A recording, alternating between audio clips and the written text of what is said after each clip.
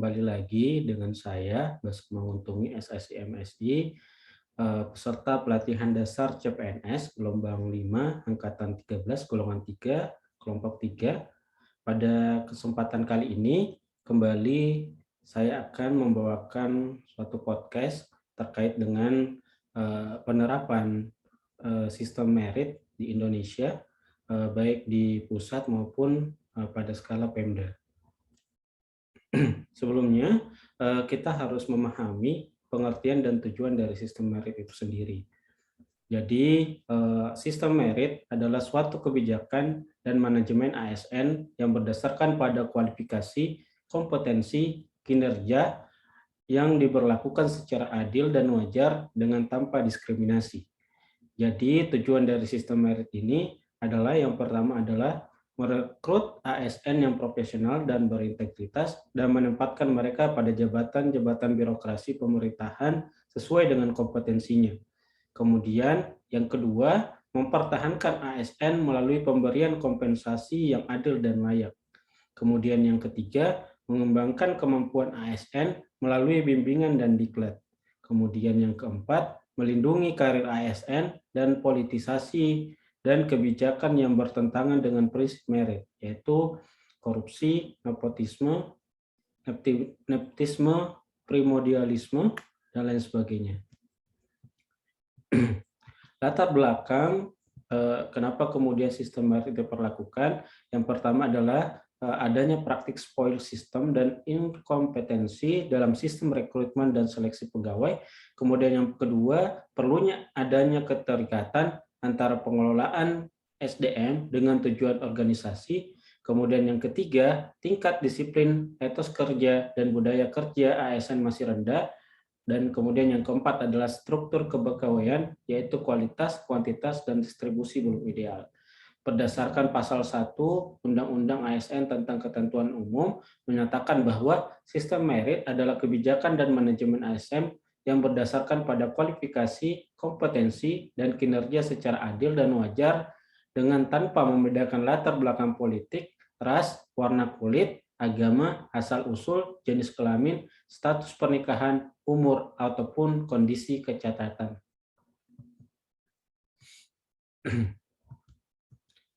Manfaat sistem merit bagi organisasi yang pertama adalah mendukung keberadaan penerapan prinsip akuntabilitas. Kemudian yang kedua adalah dapat mengarahkan SDM untuk dapat mempertanggungjawabkan tugas dan fungsinya.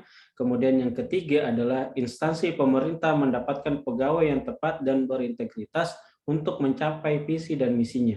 Kemudian manfaat sistem merit bagi pegawai yang pertama menjamin keadilan dan ruang keterbukaan dalam perjalanan karir seorang pegawai. Kemudian yang kedua memiliki kesempatan yang sama untuk meningkatkan kualitas diri. Fondasi dari sistem merit di Indonesia yang pertama adalah mengapresiasi secara layak, kemudian meningkatkan kinerja berkelanjutan, kemudian yang ketiga mengurangi kesenjangan kompetensi, kemudian yang keempat menyesuaikan arah pembangunan nasional, kemudian yang kelima adalah mendapatkan talenta terbaik, kemudian yang keenam adalah menuju ASN yang dinamis. Jadi pelaksanaan sistem merit di Indonesia dalam pengelolaan SDM yang mencakup perencanaan kebutuhan pegawai, pegawai ASN terpilih, kemudian pegawai ditempatkan sesuai dengan perencanaan. Indikator dari sistem merit di Indonesia menurut pasal 134 ayat 2 PP nomor 11 2017 menyatakan bahwa seluruh jabatan sudah memiliki standar kompetensi jabatan.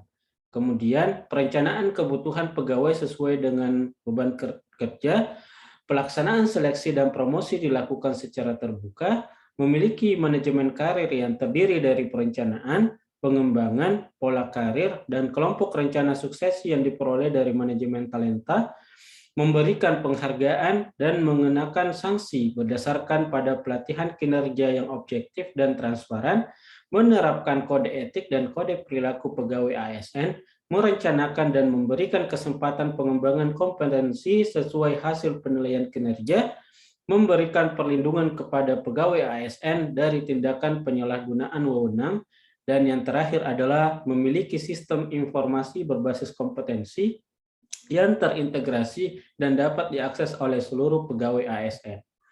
Kemudian dalam hal ini sistem merit memiliki tata cara penilaian. Yang pertama, penilaian dilakukan oleh tim yang dibentuk oleh PPK yang diketuai oleh PYB dan beranggotakan pejabat yang terkait di dalam kepegawaian instansi masing-masing. Penilaian dilaksanakan berdasarkan aspek dan subaspek yang telah ditetapkan KASN. Kemudian penyampaian hasil penilaian oleh instansi kepada KASN disertai dengan bukti-bukti yang diperlukan.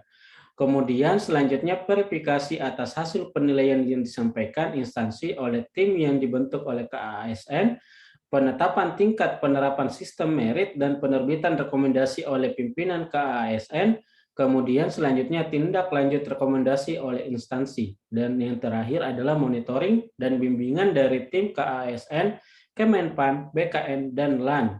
Jadi untuk urutan tata cara penilaiannya meliputi penilaian mandiri, kemudian verifikasi bukti, penetapan atau indeks tingkat, kemudian dilakukan rekomendasi. Jadi untuk selanjutnya bobot masing-masing dari aspek penilaian sistem merit di Indonesia, yang pertama itu sistem informasi 5%, perlindungan dan pelayanan 5%, penggajian, penghargaan dan disiplin 10%, manajemen kinerja 15%, mutasi, rotasi dan promosi 10%, pengembangan karir 25%, pengadaan 10%, dan perencanaan 20%. Contoh penyusunan strategi dengan sistem merit. Yang pertama, perencanaan kebutuhan.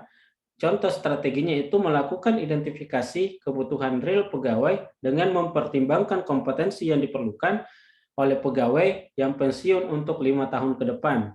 Kemudian yang kedua, pengadaan ASN, memastikan pegawai yang direkrut sesuai dengan kebutuhan dan proses seleksi objektif dan transparan. Kemudian yang ketiga, pengembangan karir, melakukan pembinaan secara terus-menerus sesuai dengan kompetensi, potensi, serta kinerja masing-masing pegawai. Kemudian yang keempat, promosi dan mutasi, yaitu melaksanakan promosi, mutasi, dan rotasi secara transparan berdasarkan pertimbangan yang objektif. Kemudian yang kelima, manajemen kinerja, yaitu dengan contoh strategi mengembangkan manajemen kinerja untuk mengoptimalkan potensi pegawai. Contoh penyusunan arah kebijakan. Yang pertama, untuk strateginya, melakukan identifikasi kebutuhan real pegawai dengan mempertimbangkan kompetensi yang diperlukan pegawai yang pensiun untuk 5 tahun ke depan. Contoh arah kebijakan, menyusun peta jabatan dan rencana kebutuhan pegawai untuk jangka menengah atau 5 tahun. Yang kedua, membangun database pegawai yang lengkap dari real time yang dapat menyediakan data pegawai yang akan pensiun dalam rangka menengah atau 5 tahun. Kemudian strategi yang kedua, memastikan pegawai yang direkrut sesuai kebutuhan dan proses seleksi objektif dan transparan.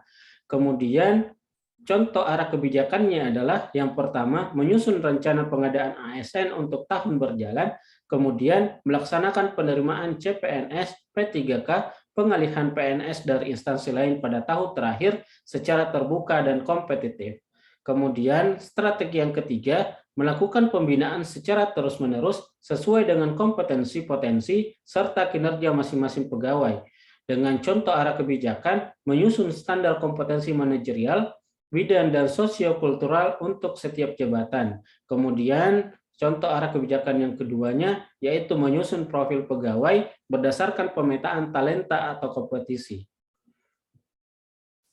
Indeks penerapan sistem merit ASN di Indonesia. Jadi yang pertama itu adalah kategori buruk dengan nilai 0,2 sampai 0,4, dilakukan audit dan supervisi sampai kategori baik. Kemudian kategori yang kedua kurang, di mana nilainya adalah 0,41 sampai 0,6, di mana dilakukan atau pembimbingan sampai dengan kategori baik. Kemudian kategori 3 atau kategori baik 0,61 sampai 0,8, diberikan kesempatan untuk mengisi JPT dari talent pool, namun dengan persyaratan tertentu dan pengawasan dari KASN, kemudian dievaluasi setiap tahun. Kategori keempat sangat baik dengan nilai 0,81 sampai 1 dapat diberikan kesempatan untuk mengisi JPT dari talent pool, kemudian dievaluasi 2 tahun sekali. Bagaimana sih sistem merit yang ada di Pemda Majene? Jadi pelaksanaan kebijakan mutasi dari Kabupaten Majene dilaksanakan berdasarkan merit system, di mana dalam pelaksanaan mutasi pegawai negeri sipil di Badan Kepegawaian dan Pemberdayaan Sumber Daya Manusia Kabupaten Majene yang dominan digunakan untuk menjadi pertimbangan mutasi, yaitu dengan melihat prestasi kerja pegawai, disiplin pegawai, kinerja pegawai, dan profesionalisme pegawai. Kemudian yang kedua, pertimbangan dalam melaksanakan mutasi kepegawaian belum sepenuhnya hanya berdasarkan merit system. Hal ini dapat diketahui dengan adanya pertimbangan-pertimbangan lain yang ikut mempengaruhi pelaksanaan mutasi tersebut, yaitu spoil system, yaitu masih adanya unsur suka atau tidak suka karena faktor kepentingan individu, faktor kedekatan dengan pimpinan, atau karena faktor kekeluargaan. Demikian untuk podcast hari ini, bagaimana penerapan sistem merit di pemerintahan pusat dan juga di Pemda Provinsi Sulawesi Barat, atau dalam hal ini adalah Pemda Majene. Sampai jumpa di pertemuan dan podcast selanjutnya. Assalamualaikum warahmatullahi wabarakatuh.